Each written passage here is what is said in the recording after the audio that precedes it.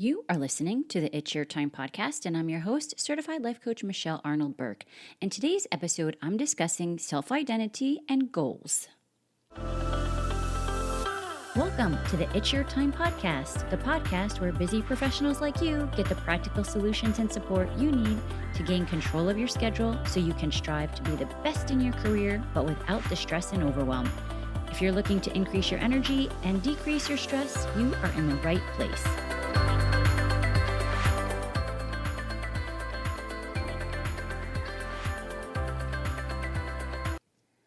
Hello. Welcome back to the podcast, friends. Okay, I want to jump right into today's episode with a little backstory as to why I wanted to do this topic of self-identity and goals. Last week, I was in a meeting with one of my doctors, and he was talking about how he was considering retirement, but was afraid because if he did, he said he would no longer be Dr. Smith. I've changed the name of the identity and the people involved in this story. Well, except for mine, of course, because you know me. But seriously, this is a thing, right? When you are moving from one chapter of your life to the next, and it doesn't have to be to the point of retirement. I see this at times with marriages also. It can be when the first kid arrives, and now the identity as a couple has shifted to an identity as parents, or on the flip side, we hear about this when the kids leave the house, and now you're like, who am I if I'm not doing all the mom stuff? There are shifts in identity that can be super uncomfortable. In fact, it's why most folks don't make too many changes in their lives, because it disrupts what the brain loves most, and that is homeostasis. Remember, the brain's main job is to keep us alive. It likes to seek pleasure, avoid pain, and be as efficient as possible, which often means keeping things the same. And I want you to think about the story that you tell of your identity. And likely you have many aspects to it. Your identity encompasses memories, experiences, relationships, values. All of that creates your sense of self. And it can change over time. I think sometimes a challenging, super challenging question simply might be, who am I? Like, truly, who would you identify as your authentic self? And you know, I love all of the future self work. So who do you want to become? And I think the challenge in such questions really comes from the fact that for most of our lives, we have been socialized to look for external feedback in our lives. As kids, we often look to our parents for approval. Growing up in school, of course, we want to fit in. We consider what others' expectations of us are, and often morph ourselves to fit that, especially my people-pleasing pals. Again, from a brain science standpoint, it's totally normal and makes complete sense. Back in the day, when we lived in caves and we were being chased by saber-toothed tigers, we wanted to fit in. We had to fit in or we would die. That's not really the same case if you, let's say, don't get to sit at the cool kids' table for lunch. Even as adults, we often look to leadership figures to deem us ready for a promotion, for an example, right? So when we ask, or when I ask, who are you? You need to take some time to listen to what you hear from yourself. I will even say for some, being a salesperson, just that career might have you show up as a bit of a chameleon. And so you have one identity in front of some folks, and you show up with a little bit different of an identity in front of others. This makes me think of a funny story. I, at one point, was considering a management job, and I was looking for feedback from folks, and I received from multiple people that they thought I might be too nice to be a manager. To which Mark, I think, almost rolled off his chair and said, they don't have to live with you. In fact, he says that I am more of a pit bull in a poodle's body, but this is what I mean. How do you show up in front of others? And is that truly yourself? I'll let you decide if I'm the too nice or the pit bull in a poodle's body.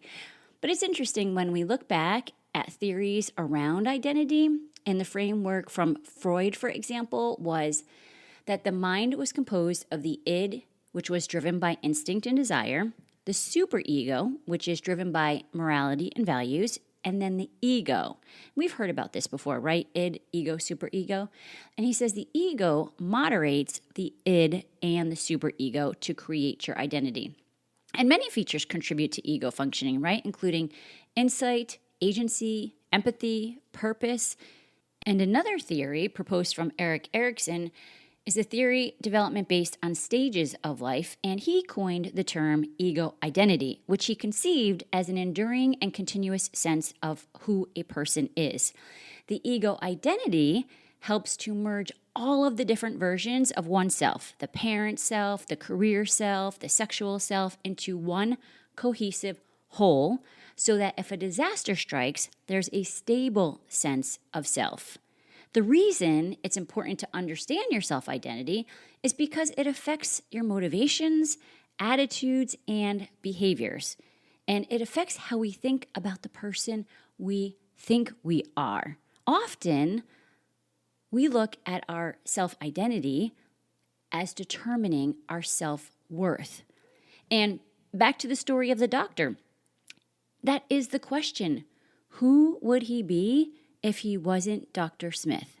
The thing is, we get to answer that for ourselves. And I think one way to think about this is in line with what James Clear, the author of Atomic Habits, says. He says, your habits are how you embody a particular identity. When you make your bed, you embody the identity of someone who is clean and organized. When you study, you embody the identity of someone who is studious. So what identity are you embodying today? How are your habits helping you become the next best version? It gives us a tangible way of breaking it down. When you are able to be intentional with who you want to become, setting habits will be so much more helpful for you as you go from where you are now to who you want to become. So, for example, for the longest time, I did not believe I was a leader. I did not identify with that. I think in part because when I would hear leader, I would think bossy. And let me say, I didn't realize I was even necessarily thinking that. It was more of a subconscious thing that was going on behind the scenes. And it wasn't until I started working with one of my coaches that I was actually able to see that, because that is the job of a coach, right? To show you your blind spots. I used to think I'm just a rep, but identifying as just a rep gives me way different results in life than telling the story that I'm a leader. So how do you make that leap? First, awareness of where you are now is the initial step. Give yourself the gift of just thinking about the story you currently tell yourself. And let's do this. Think about a goal that you want, and think about the story you tell around you being able to accomplish this goal. So, for example, I started the coaching business, but I have a deep, deep story and self-identity around being Michelle from Medtronic. And I have identified also as a really good employee. Now, in order to grow the coaching business, I have worked on and continue to work on the idea of becoming a great CEO in order to build the business. So I have to think about the identity of what it means to be a great CEO. What are the habits a great CEO has that maybe a great employee does not? I need to think about what the difference in mindset is between the two of them. So if you are looking, for example, to lose weight, what is the story you tell about that? Is it useful? What's the difference in the identity of the person who loses weight easily? James Clear talks about 3 layers of change when we're looking at this, which it's important in the identity of who you are becoming. In his book, Atomic Habits, he talks about the first layer, changing your outcomes. This level is concerned with changing your results, losing weight, publishing a book, winning a championship. Most of the goals that you set are associated with this level of change. Then the second layer is changing your process. This level is concerned with changing your habits and systems. Implementing a new routine at the gym, for example, decluttering your desk for better workflow, developing a meditation practice, and most of the habits you build are associated with this level. And the third and deepest level is changing your identity. So he says this level is concerned with changing your beliefs, your worldview, your self-image, your judgments about yourself and others.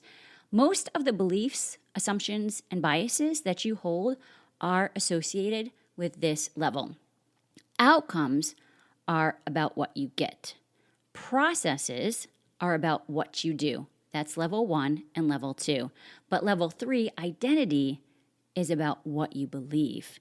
And when it comes to building habits that last, when it comes to building a system of 1% improvements, the problem is not that one level is better or worse than another. He says all levels of change are useful in their own way. The problem is the direction of change. Because he says many people begin the process of changing their habits by focusing on what they want to achieve. And this leads us to outcome-based habits. The alternative is to build identity-based habits, which with that approach, you start focusing on who you wish to become. So first, decide who you want to become, and then prove it to yourself with small daily actions. For example, if you want to lose weight, identity is to become the type of person who moves every day. The small win might be that you buy a pedometer, walk 50 steps, and when you get home from work, tomorrow, walk 100 steps. And then the day after, 150. And if you do this for 5 days in a week, it adds 50 steps each day. Then by the end of the year, you'll be walking over 10,000 steps per day. This is also what we talk about, the compound effect, right? Small change over time leads to lasting improvements. If you want to become a better writer, he uses the example of then the identity is to become a type of person who writes 1,000 words every day. The small win is you write 1 paragraph each day of the week. Want to become a great CEO? My thought is I become a person that thinks of the needle movers for the business and schedules like a boss. And my small win every morning to take 15 minutes to consider top 1 to 3 goals, put them on the calendar, and then be sure to assess at the end of the day. So let's bring it back to the start of the podcast to answer that doctor's question.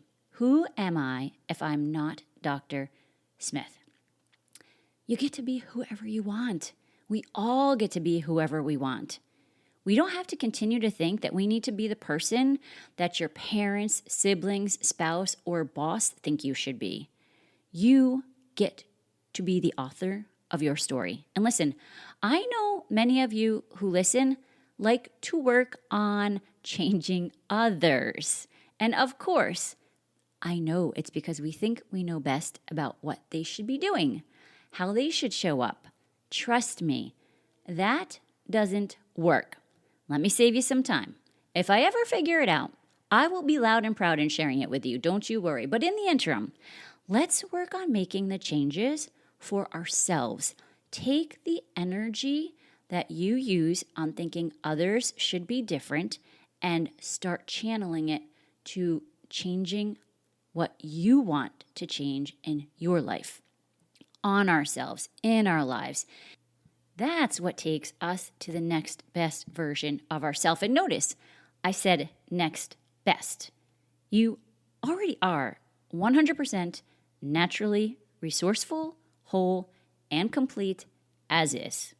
We just do this because as humans, we really do yearn to evolve and to get to change, but not presupposing because things are terrible where we are Instead, because we just freaking get to. Let's have fun along the way. Okay, friends, that's what I have for you today. Let's circle back next week, but for now, make it a great day. Take care.